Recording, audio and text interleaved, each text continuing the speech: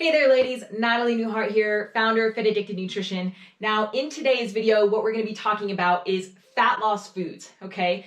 Now, first off, I just wanna be completely transparent. There's no such thing as a food that burns fat, okay? But there are foods that help shut down our desire or shut down our overeating patterns, our desire to eat. Okay, and we're going to talk about what really causes us to overeat in the first place, because this is something that I think everybody can benefit from, especially at this time of the year. So this doesn't have to do with what your latest guru said. This is going really straight to the science of what we're going to talk about. Okay, so the thing is, we have like really these three big, greatly, movers that contribute to overeating and having cravings all the time. I've already talked about one of them, and that was in a past video about protein. Today, what we're going to be talking about is another one, which is a combination of carb and fats, okay? And then I'll finish off the other one in another video.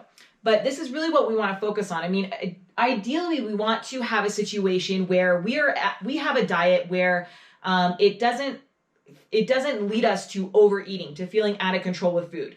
You know, and that can go both ways. That can go from being super clean and being like super restrictive about our diet, or just being totally, kind of a free-for-all as far as what you eat, okay?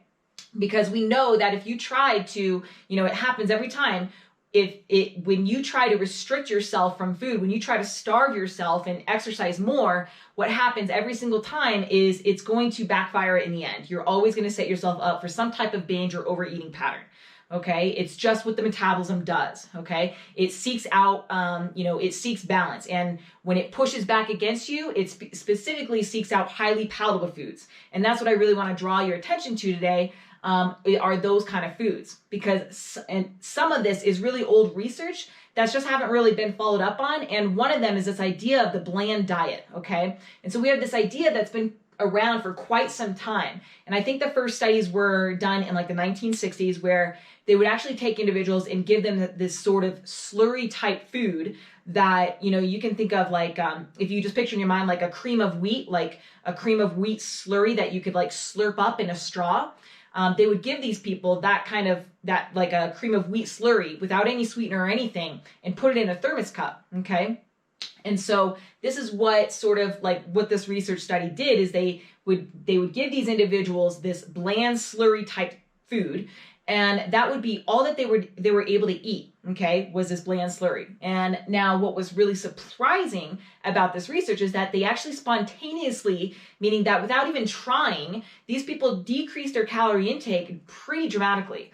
In other words, this is all that they could eat, but they couldn't see how much of it they were eating, and they were also able to eat as much as they wanted of it. Okay, and so what happened is spontaneously their hunger just went away, and which allowed them to create these really large calorie deficits. And if I'm not mistaken, there was even like a popular diet called the bland diet at one point. Okay, that was kind of like mimicked off of this, but and obviously that wasn't a really popular diet or a pleasurable one, because nobody really wants to eat bland all the time, okay? But it does explain why people struggle so much in the Western world. Because if you look at the Asian culture, why is it that Asians eat so many carbohydrates, but they don't have a problem with overeating? But in America, we eat a lot of carbohydrates, and we just continue to eat them and eat them and eat them. And so part of this is because the Asian culture has a much blander diet. They also, they don't smother their food in fats and oils and salt and stuff. They just eat their rice super plain and bland. Same goes for potatoes, And actually potatoes are, as far as the research goes, they are like the most satiety producing type food that's out there. So of all the foods studied, it's actually the number one when you think of the satiety index, which means that it just keeps you the fullest, the longest. It's a measure of how full and how long a food will keep you satisfied.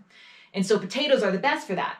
But, and we know this, right? Like when you add like sour cream and butter and, salt and bacon to a potato, it changes how much you're going to eat. If you just think about like, well, how many baked potatoes can I have that's just plain? How many of those would you eat? You might say like maybe one. And then if you had like a loaded baked potato with all the fixings, all of a sudden we could eat like 5 to 10 of those, okay? And so this makes sense from an intuitive point of view, right? The better that food tastes and the more flavors that are available to you, the more you're going to sort of want to sample and try and have more and more and more, okay? And what we now know is that the brain is the center of all this. So when we eat highly palatable foods, and what I mean by palatable is just means that like the foods that taste really good in our mouth, they have the right textures, the right flavors, the right creaminess that pings our brain in such a way, it pings the pleasure centers of our brain and just goes, oh man, that stuff is good. I want more of it, okay? Seek out more of it, find more of it. And so when we're eating those things, we are going to automatically want to overeat. And not only overeat in that meal, but also in meals that follow it, okay? Or because our hunger gets skewed, our cravings get skewed. And, we may have just sat down and had a full meal, but because the flavors were so good, it skews our hunger response. And so we just kind of want to continue to eat and find more of the things that taste like that. Okay. And so this research is really old, but, this is just saying that we will oftentimes eat more at that meal and then set up our brain chemistry to want more of those foods later on, and talk about a dangerous combination, right? And then if you partner that up, if you pile that on to a woman who has a very busy lifestyle, who's stressed out and, just is go, go, go all the time, that is a recipe for disaster. That's a fast storing disaster. Okay. And so one of the studies that I actually want to really talk about real quick is this rat study. They did this study on rats where they had a group of rats that one group was a control group where they basically took these rats and gave them regular rat chow. And then they had another group where they gave rats rat chow plus sugar. And then they had another group where they gave them rat chow plus fat. And then another group where they gave them rat chow plus sugar and fat combined. And so if this was a human study, you can imagine that there'd be a diet group that had just a regular healthy diet like protein and veggies. And then there'd be a diet that had regular healthy diet with crackers and licorice and gummy bears and Skittles and all that kind of sugary stuff. That would be the regular diet plus sugar. And then they had another group that was healthy diet plus things like cream, cream cheese, butter, avocado, oils, cheese, that kind of thing. That would be the healthy diet plus fat. And then they had another group that would be, healthy diet plus things like, ice cream and cookies and pizza and PB&Js and quesadillas and rich homemade meals. And that would be the diet that combined fat and sugar, okay? Which is considered the cafeteria diet, okay? So what do you think happened to the rats, okay? The various groups. Well, the healthy group, that was just a control group. Nothing happened with them. Nothing happened, okay? The group that was eating the rat chow plus sugar and the rat chow plus fat, both of those groups overate for a time, but then they downregulated their appetite because that's just what the metabolism does. It seeks out balance. And so they did overeat for a time, they gained some weight, and then spontaneously reduced their appetite and ended up losing the weight because, again, that's just what the metabolism does. It seeks out balance. But the group that had the sugar and the fat combination, what happened to them is they kept on eating and eating and eating and eating and eating because the brain never got the feedback mechanism and the metabolism could not adapt, okay? And so that was the group that was combining the sugar and the fat, right? Now, again, obviously this makes some intuitive sense to us because we know that when we eat things like ice cream and chips and pizza and stuff like that, it's very hard to stop doing that, right, in the moment.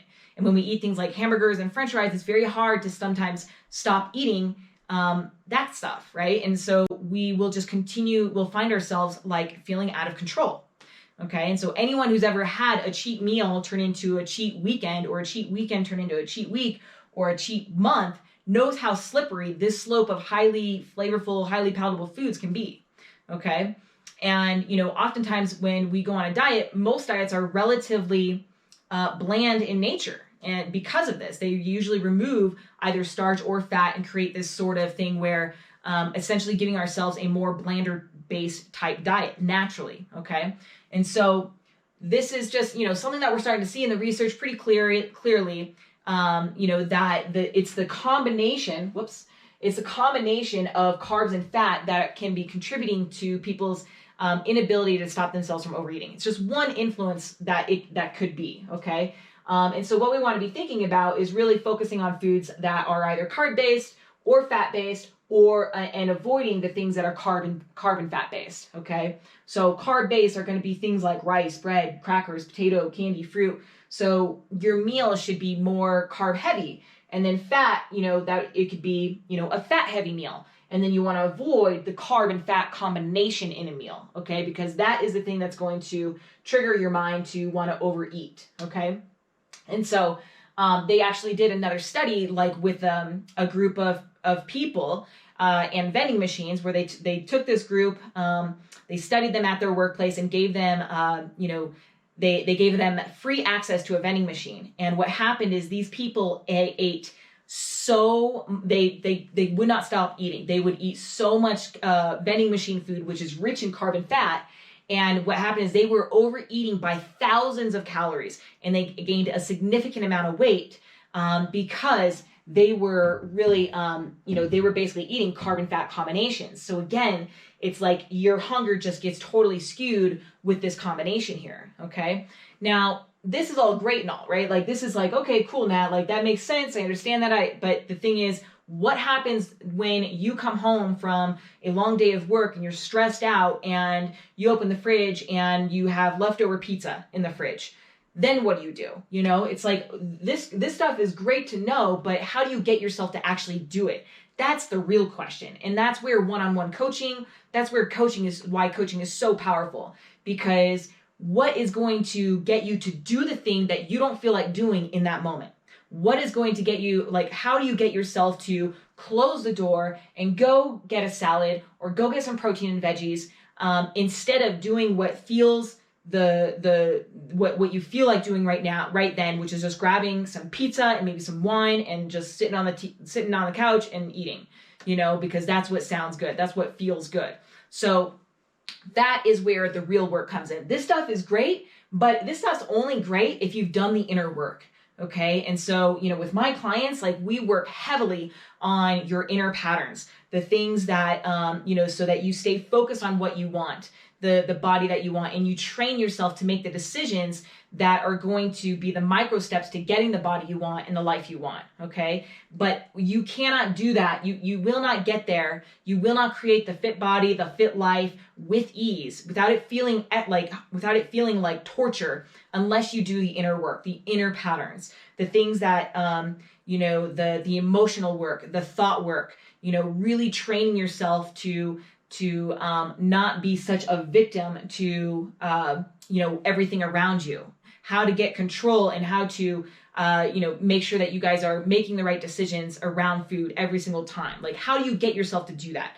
That is where one-on-one coaching comes into play. So, if you're somebody that is just so freaking tired of, you're so fed up with diets and bouncing from one diet to the next and not seeing long-term results, and you're just like, man, I just can't do it. That's because you haven't done the inner work, and that's because you need a coach. Okay. So this stuff's great if you've done the inner work, but if you haven't, like, you're really not going to get that far, because as soon as stress hits, as soon as you have a bad day, a hard day, you're going to say, screw the bland foods. I'm having this pizza, and that is going to just spin you in this roller coaster. You're going to be on a merry-go-round of on the diet, off the diet, on the diet, off the diet, right? And so we need to get off of that roller coaster and get you taking, consistent steps towards the kind of behaviors and the patterns that you need to create to build that fit lifestyle with ease. Okay. So if that's something that you're interested in, guys, if you want like real freaking transformation, if you want to fucking say fuck diets, right? I'm sorry about the language, but I'm so tired of people preaching the same shit over there on Instagram and Facebook and stuff. If you really want to change, you need a coach. Okay. If it's important enough to you, if your body, your life is important enough to you, and you're willing to do the changes to get that, then like for sure you need to just invest in a coach. Like there's no ifs, ands, or buts about it, because immediately you will see transformation, and it is completely worth it, because we don't have that much time on this planet. And it's up to you if you really want to spend it suffering through diets, or if you want to create this lifestyle the way that you want it. So if you're interested, make sure you go to www.talktonat.com to apply to work with me. I'm always looking for the right kind of people. I don't accept anyone. I do want to make sure that you're a good fit. But fill out the application, and if you're a good fit, I'll get in touch with you. If you're not ready for one-on-one coaching, be sure to check out my products below, and yeah, I hope that you guys gained something from that, and I much love to you guys all, and I hope to see you guys in the next video. Bye.